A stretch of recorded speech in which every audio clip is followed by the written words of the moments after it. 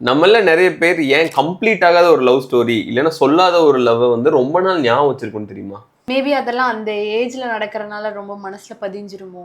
இதுக்கு நிறைய காரணங்கள் இருக்கு. அதுல ஒண்ணு வந்து என்னன்னா, ஒரு விஷயம் சர்டைனா இப்படிதான் நடந்துச்சு அப்படிங்கிறத விட இப்படி நடந்திருந்தா எப்படி இருக்கும் அப்படிங்கிறது நமக்கு ரொம்ப எக்ஸைட்டிங்கா இருக்கும். இன்னொன்னு வந்து என்னன்னா, ஐடென்டிட்டி. நம்ம வந்து அந்த டைம்ல நம்ம எப்படி இருந்தோம் அப்படிங்கிறத வந்து நம்ம அந்த ரிலேஷன்ஷிப் கூட வந்து நம்ம ரிலேட் பண்ணிக்குவோம். ஆனா அதை விட எக்ஸைட்டிங்கான ஒரு விஷயம் இருக்கு. அதுக்கு பேர் தான் வந்து ஜைகார்னிக் எஃபெக்ட் அப்படிங்கிறது. புல்மோஸ் ஜைகார்னிக் அப்படிங்கிறவங்க என்ன சொல்லியிருக்காங்க அப்படின்னா, வெயிட்டர்ஸ் வந்து அவங்க எடுக்கிற ஆர்டர்ஸை கம்ப்ளீட் பண்ண ஆர்டர்ஸ் வந்து அவங்க மறந்துடுவாங்களாம். இப்போ வந்து ஒரு டேபிளுக்கு போய் இந்த ஒரு ஆர்டர் எடுத்திருக்காங்க அப்படின்னா அது என்னங்கிறது கேட்டால் அவங்களுக்கு ஞாபகம் இருக்காது.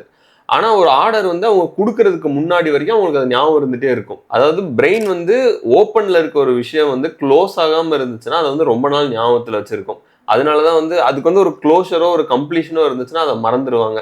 ஸோ அதனால தான் இந்த சினிமாஸில் போய் அதுக்கு ஒரு க்ளோஷர் தேடுறது. க்ளோஷர் வேணும்னு சொல்லிட்டு பல வருஷம் கழிச்சு பின்னாடி போறது.